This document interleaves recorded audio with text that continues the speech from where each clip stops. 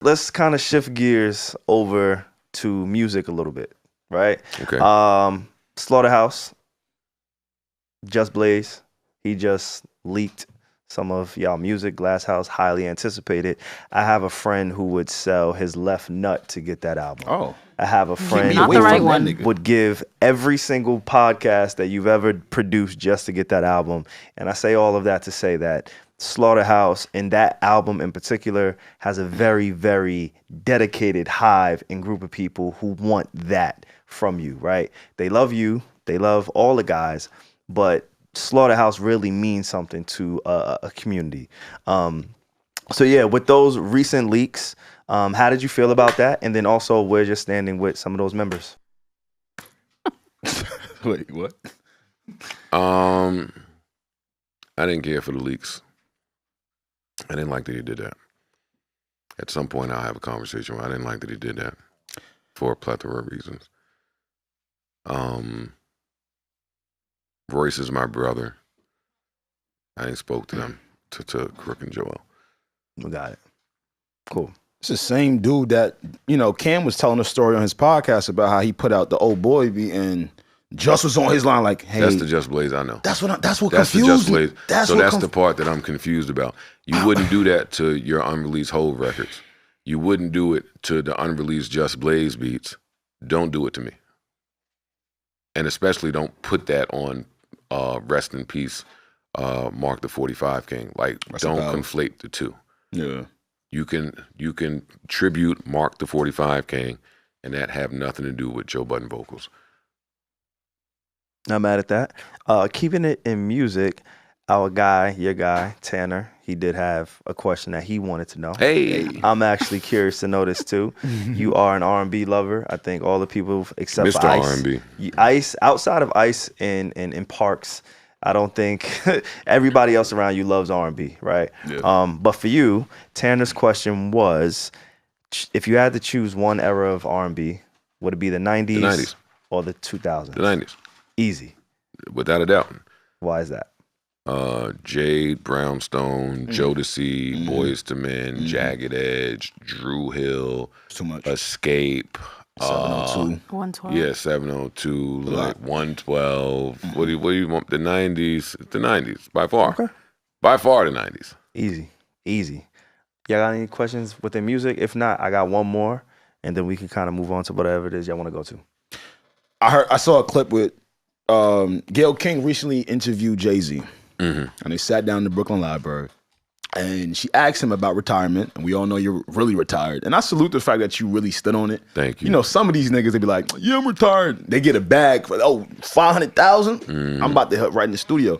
And he was telling Gayle King that he would have to talk about something. It would have to mean something. Is that where you are right now in terms of your retirement? For you to come back, it would have to mean something. You have something to say. Is it something particular? Well, yeah, those things are true, right? Like, I'd have to have something to say, and it would have to mean something. But I kind of go out of my way to make sure I don't have nothing to say. Ice does and too. that it don't mean nothing, right? Like, Yeah. there's been 2 times where I've had, like, producers send me beat packs just to listen to. Like, I hit Bangladesh, I hit Bank. Nice. Like, I just like to listen to beats and music, but I hope to not hear something that I love enough to write and to lay. Okay. Why is that? Because then I would lay. but what's wrong with that? That was like your first Not love. trying to do that. No? That's not where I am. Putting out music That's is not the alive. most value. That's not where I get the most value for my time. Yeah. Today. Got it. Putting out music is tedious. People don't understand it. And then I got one more question to music. You put a lot of emotion, a lot of pain. You're very transparent in just who you are, whether it be music, whether it be podcasting, whether it be interviews, however it is. Like, I truly believe that has been something you've given to us as a culture, as you so to speak. And just, you know, as people within media in life, like, that's one of the things that have separated you from a lot of your peers in music and in podcasting. And as somebody who's gotten a front row seat and seeing you interact with the Big Seans, right? Like, I was there when he put you in a headlock. I'm like, that's so strange for Big Sean to even feel comfortable. And like the dynamics that you have with artists is something that, and there's no slight to any other journalist, they just can't obtain. They can't. Like I see artists go on press runs and then I would see them come sit with you. And there's just a level of comfort and trust that you provide that even myself as a podcaster, somebody in this media space, I would never be able to obtain. I just can't, right? And so I give you your kudos for that. But one of the things that I think that you've created a cult following in is because of that transparency. Your OLS trilogy, right? All Love Lost, Ordinary Love Shit. I'm sorry, Ordinary Love Shit trilogy. How long was that time period from you recording track 1 to track 3? Because there's a lot in that for me. And again, this is just music. Was it a week span? Was it 2 week span? Was it 3 month span? Like, what was that span for you? That was over the course of a few months, if I remember correctly.